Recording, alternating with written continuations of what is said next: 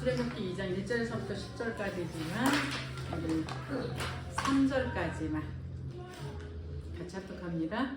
레위 족속 중 한 사람이 가서 이 여자에게 장가를 들더니 그 여자가 잉태하여 아들을 낳아 그 준수함을 보고 그를 석 달을 숨겼더니 더 숨길 수 없이 되매 그를 위하여 가을 상자를 가져다가 엽청과 나무지를 칠하고 아이를 거기 담아 하숫과 갈대 사이에 두고. 아멘. 자, 교환을 보지 마시고 이번 한 주간 동안에는 요게벳에 대한 묵상을 좀 했으면 좋겠어요. 모세의 부모가 요게벳이죠. 거기는 이 시대에는 이스라엘 백성들이 애굽에서 학대를 받고 있었던 이 시대, 요셉 시대에는 이스라엘 백성들이 애굽에서 리더자 역할을 했었거든요. 그러나 요셉이 죽은 이후에 문제가 생긴 거예요. 다른 말로 말하면 요셉이 뭐예요? 언약을 가지고, 언약의 꿈을 가지고 절대망대를 세운 자예요. 자기 안에 하나님의 정확한 언약을 가지고 사람 살리는 절대망대를 세운 자이기 때문에 문제가 많고 사건이 많고 어려움이 굉장히 많았음에도 불구하고 그곳에 전부 절대망대를 세운 게 바로 누구냐? 바로 요셉이에요. 근데 요셉 이후에 하나님의 백성들이 절대 언약을 잊어버리고 살려야 되는 언약을 잊어버리고 그냥 불신자랑 똑같이 먹고 사는 일에만 전전긍긍할 수밖에 없었던 그 시대였었는데, 근데 더 잘 먹고 살아야 되는데 더 잘 먹고 사는 게 아니라 그냥 애굽에서 노예 생활하고 있었던 거예요. 다른 말로 말하면 우리가 지금 불신자 세상 속에서 그냥 겨우겨우 먹고 사는 걸로다가 지금 만족하고 살고 있는 이 모습이다, 이 소리입니다. 그런데도 불구하고 그게 정상인 줄 알고 살았어요. 그게 너무너무 재앙이고 그게 비참한 건데 그 비참하다는 사실을 갖다가 제대로 모르면서 그냥 하나님의 백성의 몫을 못하고 살아갔던 그런 시대가 바로 어디냐? 요게벳이 살고 있었던 시대예요. 그러다 보니까 어때요? 이제 이스라엘 백성들이 애굽 왕이 자기 백성이라고 칭할 만큼, 지금 말하면 불신자가 하나님의 백성들을 자기 백성이라고 칭할 만큼, 그럼에도 불구하고 힘이 하나도 없어갖고 그냥 그대로 끌려다닐 수밖에 없는 이런 거예요. 근데 이 애굽 왕이 이스라엘 백성들이 아이를 낳았을 때에 자꾸 계속 번창하니까, 자기 민족보다 더 많이 번창을 하고 있으니까 이제 정치적인 이제 어떤 가해를 가한 거죠. 그래서 남자아이가 낳으면 죽여라, 여자아이가 낳으면 이제 그냥 살려둬라, 이러는 시점 속에서 이제 모세를 하나님의 땅에 보냈죠.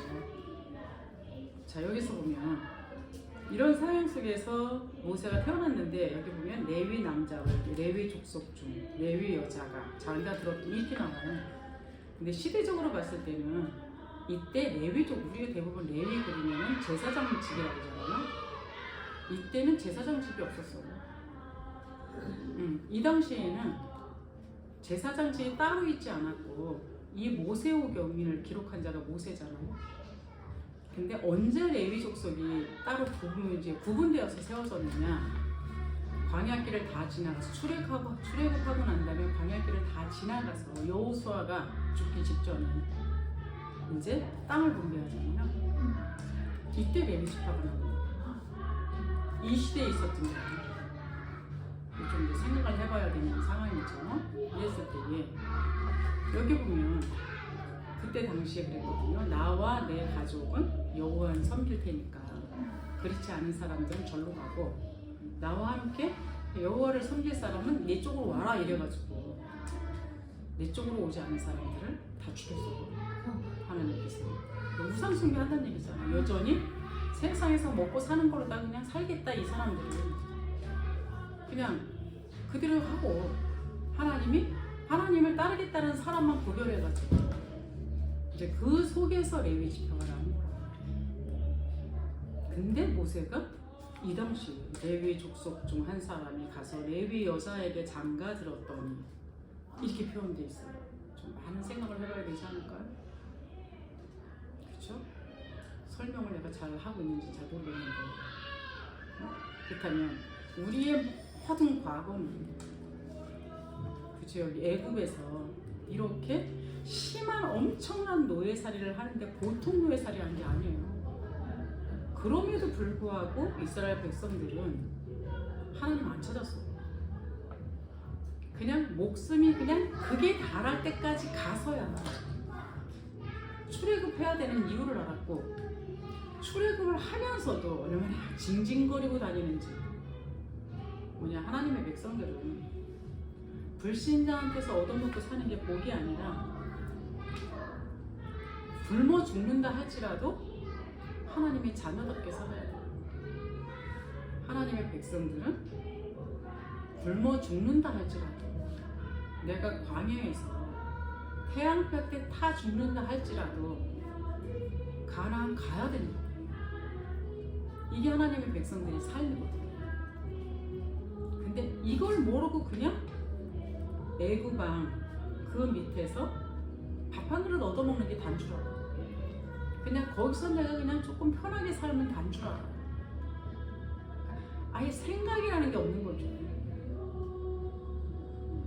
하나님은 이스라엘 백성들을 출애굽시키면서 가나안까지 들어가는 거리는 불과 2주면 충분히 들어가요. 그럼에도 불구하고 하나님은 40년을 돌렸어요. 뭐 하나님이 우리 괴롭히는 게 취미겠습니까? 그게 아니라는 거예요. 하나님의 자녀가 자녀의 정체성을 찾고 정말 오직 복음만이 오직 예수로만 사는 게 하나님의 백성이라는 것을 깨닫도록 하나님의 백성이 굶어 죽는다 할지라도 하나님이 가기를 원하시는 가나안 가야 되는 게 정상이라는 것을 우리 생각 속에 심어주기 위해서 이게 절대만 거예요. 이번에 화요집에 갔는데 유 목사님이 첫 마디가 그거예요. 세계 복음화는 우리의 것으로는 못한다. 인간의 지식, 인간의 과학, 인간의 의술, 인간의 어떤 노력은 한계가 있다. 그래서 세계 복음화는 오력으로만 가능하다. 근데 오력은 뭐 특별한 사람한테 주는 것도 아니고 오력은 내가 열심히 노력해서 받는 것도 아니에요. 그럼 하나님은 주게 돼 있는 건데 누구한테 주냐? 진짜 말씀과 그 보좌의 비밀의 능력이 뭔지를 아는 사람과 세계 복음화 해야 되는 이유를 아는 사람, 그걸로 각인뿌리 체질되어진 사람, 이 사람한테 주시는 거예요. 달라고 소리 버럭버럭 지른다고 주는 게 아니고 내가 하나님의 말씀을 믿고 따라가겠다 그러는 사람한테는 나타나셔야지 어떻게 하겠습니까? 왜 우리가 하나님의 음성을 못 들어요? 하나님의 말씀을 100% 신뢰하지 않기 때문이죠. 하나님의 말씀보다는 과학을, 의학을, 지식을 더 의지하고 있기 때문에 하나님 우리 예배 드릴 때만 하나님 말씀하시는 거죠. 그럼에도 불구하고 그게 잘 안 들리는 거죠. 근데 왜 우리가 힘이 없어요? 하나님은 보호자의 능력으로 24시간 우리한테 역사하시겠다는 게 약속이에요. 그래서 오력 주시겠다는 거예요. 어떤 거요? 영적인 힘. 어떤 것도 감당되어지는 영적인 힘. 어떤 것도 올바르고 올바른 것과 올바르지 않은 것이 분별하고 판단하고 선택할 수 있고 결정할 수 있는 하나님의 지혜. 하나님의 말씀을 갖고 분별하고 판단하고 결정하고 하는 거거든요. 그러고서는 우리는 두 몫을 살아가야 돼요. 이 땅에서도 살아가야 되고 하나님의 나라의 일도 해야 돼요. 그래서 하나님은 하늘로부터 내려오는 그 힘을 주시겠다는 게 하나님이 주시는 체력이에요. 그리고서 그것뿐만 아니라 또한 두 가지를 갖고 살아가야 돼요. 세상에 돈도 써야 되고 하나님 나라를 건설하는 데도 써야 되고. 그래서 하나님이 돈을 주는데 누구한테 주느냐? 돈을 제대로 움직일 수 있는 힘을 가진 사람. 그렇죠? 올바른 분별력을 가지고 올바른 판단을 해가면서 이것이 하나님이 원하시는 건지 하나님이 원하시지 않는 것인지를 분별해가면서 그 경제를 쓸 수 있는 사람. 그래서 력이라고 그러잖아요. 그건 힘이잖아요. 경제를 움직일 수 있는 힘. 그거 갖고 뭐라고요? 세상에서 제일 힘든 게 아마 사람일 거예요. 나 자신도 내가 못 이기는데 뭔 내가 다른 사람을 살리겠습니까? 나 자신도 내가 이해를 못해갖고 맨날 뒤집어졌다 엎어졌다 하는데 뭔 다른 사람을 살려갖고선 그 사람을 도울 수 있겠습니까? 그래서 하나님 우리한테 뭐라고요? 사람을 다스릴 수 있는 힘. 그럼 어디서 나오느냐? 정확한 언약에서 나옵니다. 정확한 언약, 복음의 언약을 정확하게 잡고 있을 때 세계복음을 살리는 언약을 정확하게 잡고 있는 사람한테 주는 거지. 설거지하기 위해서 하나님이 어려움을 나한테 주지는 않는다는 사실이에요. 잠열심히 자라고 가만히 잠자고 있는 사람한테 그 힘을 주지는 않는다는 사실이에요.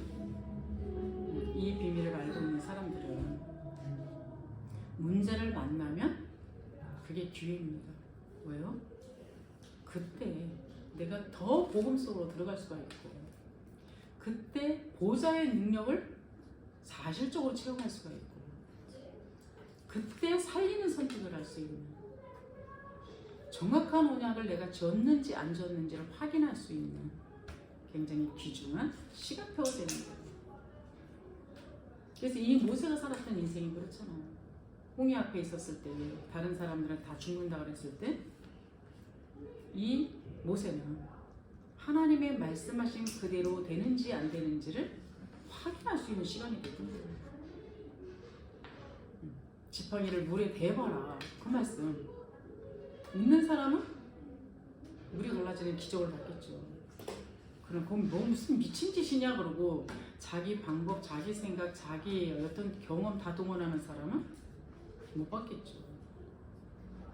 출애굽의 그 어마어마한 사람들이 출애굽을 했지만 본 사람은 불과 별명 안 돼요. 왜? 정확한 언약이 없었어요.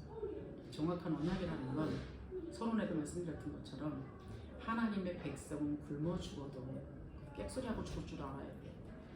나는 하나님만 섬긴다. 오늘 내가 굶어 죽는다 할지라도 난 세계복음 하다 죽겠다. 이 자부심을 갖고 있어요. 이 정체성이 있어야 돼요. 그 사람이 가는 길에 홍해가 갈라졌다. 그 하나님 말씀하실 거예요. 그러니까 지팡이 내밀어라 그렇게 내밀잖아. 뭐 계산해요. 이걸 내밀면 어떻게 될까? 이럴까 저럴까 계산해요. 그냥 계산 없이 모세가 여러 번 갔을 때는 바보 같습니까? 바보 같아요? 애굽의 왕궁에서 그때 최고의 학식을 갖춘 사람이 모세예요. 왕 될 만큼의 그 미래 배경까지 다 갖고 있었던 사람이 모세예요. 그 머릿속에 세상 학문도 가득 찼다는 얘기거든요. 왕궁에서 왕이 하는 정치도 봤다는 얘기거든요. 인간들이 최고의 자리에서 하는 모든 것들을 다 본 자가 누구냐? 모세예요. 그럼에도 불구하고 단순하게 하나님이 내 손에 있는 지팡이를 내밀어라 이렇게 내밀었다니까. 나라의 샘물 만났을 때도 사람들은 이 물 써서 못 먹는다고 아우성을 칠 때 모세는 하나님께 기도했다니까. 이 백성들이 지금 갈급해서 물을 먹고 싶은데 어떻게 해야 됩니까? 물어봤을 때 옆에 있는 나무가지 갖다 물에다 던져라. 그 모세가 배운 그 왕궁에서 배운 그 엄청난 학문들을 다 동원해갖고 머리를 돌렸다면 어떻게 되겠어요? 아니 무슨 놈은 나무까지 던졌다고 물이 달아지냐 이러고서는 안 던졌겠죠. 근데 내 생각을 다 내려놨어요. 그냥 던지려니까 그냥 던진 거예요. 갖다가 그랬더니 어떻게 됐어요? 그렇죠? 그 하나님이 오늘은 안 나타나실까요? 우리가 너무 복잡하게 산다라는 거 아십니까? 우리가 생각할 때 황당하면 그걸 안 해요. 우리 이론에 안 맞으면 또 안 해요. 그래서 오늘도 역사하시는 하나님의 능력을 체험할 수 없다라는 사실.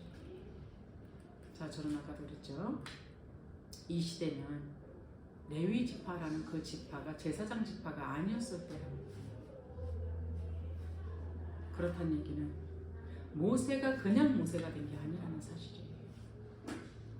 그 부모님이 레위 지파 예배드리는 지파가 아니었었는데 여호수아가 지파를 나누다 보니까 이 사람들이 하나님 편으로 서 있는 거예요. 그래서 그때 그 레위 지파라고 명목을 져준 거거든요. 그렇다면 우리의 모든 과거, 우리의 모든 상처, 뭐 때문일까요?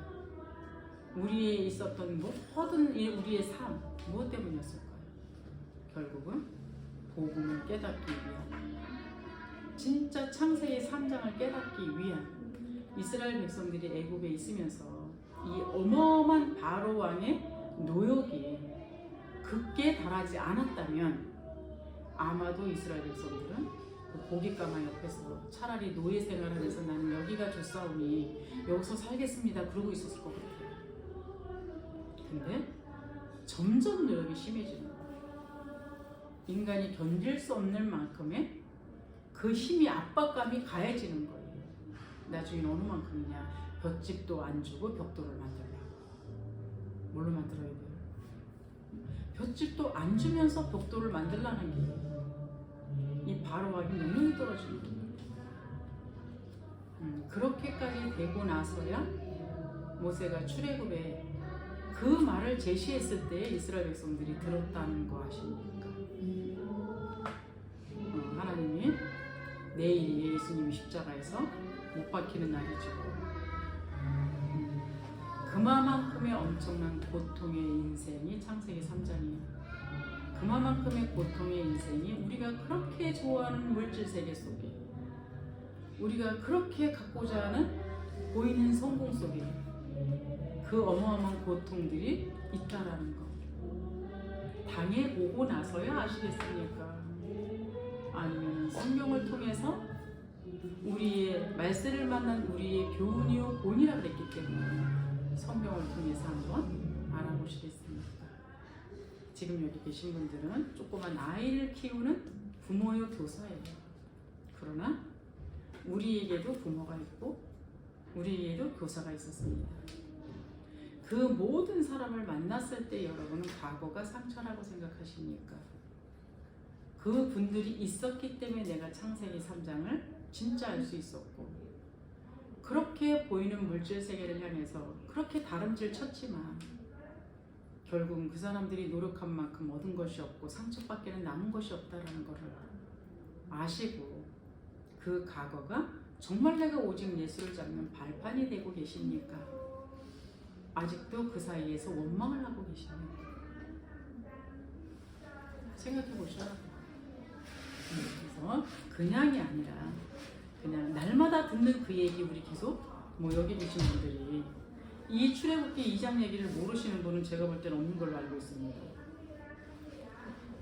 그러나 성경만 줄줄줄 읽고 성경만 계속적으로 듣고 앉아있지 말고 요괴 배신 그치 어떤 사람이었는지 좀 보시고, 모세가 모세 되어졌을 때는 요괴벳에 있었던 그 모든 것들이 전달되어졌다는 사실이에요.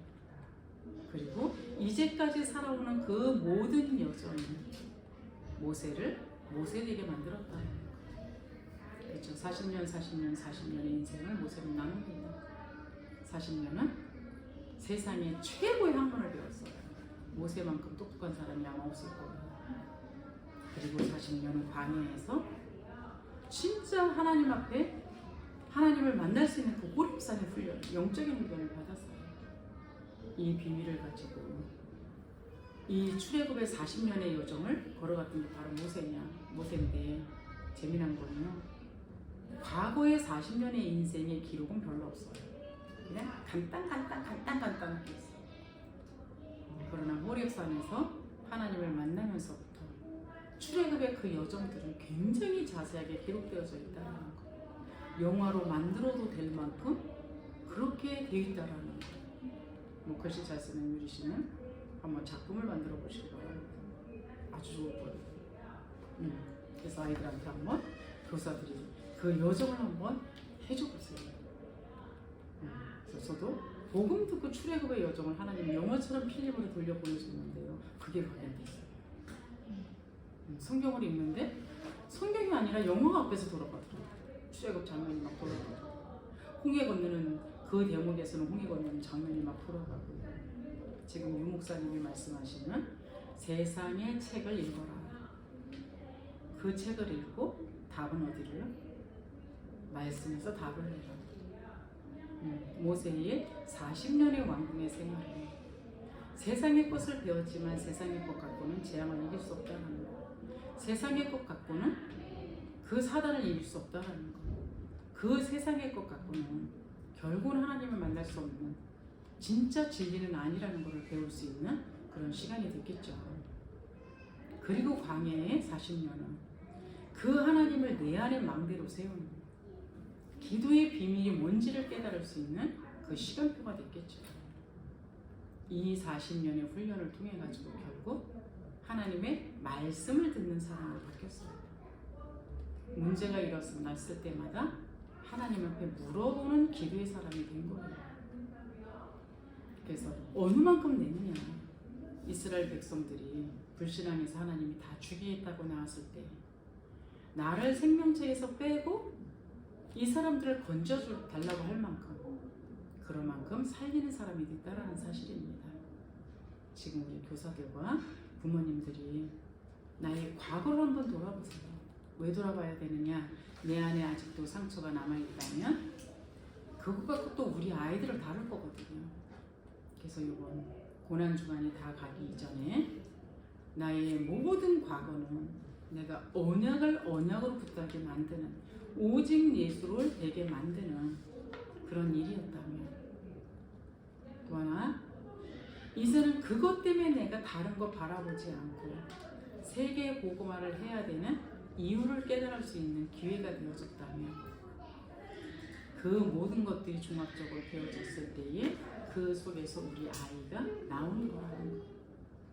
여기 레위 남자와 레위 여자 중에 이랬을 때는 모세를 보면서 이 모세가 기록할 때 그걸 깨달았을 것 같아요. 왜요? 진짜 믿음의 길을 계속 선택하고 나갔던, 그래서 마지막에 나와 내 집은 여호와만 섬길 테니까 너희들은 알아서 선택해라 그랬을 때 진짜 여호와만 섬길 수 있는 그 편을 선택했던 그게 바로 레위 족속이었는데, 거기서 누가 나와요? 모세가 나왔다는 얘기죠. 그러면 모세라는 한 인생을 만들기 위해서 하나님은 굉장히 오랫동안의 인생 여정을 돌리셨다는 얘기잖아요. 그러면 우리에게 일어나는 좋고 나쁜 모든 일이 우리가 생각할 때 좋고 나쁜 일이지만 아니라는 거예요. 이 모든 좋고 나쁜 이 모든 일이 결국 하나님의 오직 복음, 이 오직 전도라는, 그래서 진짜 기도의 사람으로 만들어가는 그 일을 하고 있는 오늘이라는 사실을 좀 생각해 보시는 귀한 시간 될 수 있기를 바랍니다. 그래서 이 모든 것들이 통합되어져서 아브라함 시대를 봐도 그렇죠. 아브라함한테 약속한 그 약속이 이삭한테 다 완성된 게 아니에요. 야곱한테도 완성된 게 아니에요. 야곱은 언약의 자녀로 태어나서 이미 언약을 받았음에도 불구하고 불신앙 속에 살았는데, 그럼 버려졌느냐? 그게 아니라 이 야곱이 마지막에 고백한 거 보면, 애굽왕한테 고백한 거 보면 재밌어요. 내가 살아온 세월이 험난했대. 험난하게 안 살아도 되는데 세상적인 생각 갖고 세상적인 방법 갖고 세상적인 목적을 갖고 살다 보니까 험난한 인생이었는데, 하나님은 또 재밌으세요. 왜? 그런 야곱한테 12아들 줬잖아요. 그 12아들이 결국 12지파가 돼버렸잖아요. 하나님은 유일하게 자기 일을 하셨어요. 이 모습을 보면서 우리는 어떻게 살아야 되는지에 대해서 생각해 보셔야 됩니다.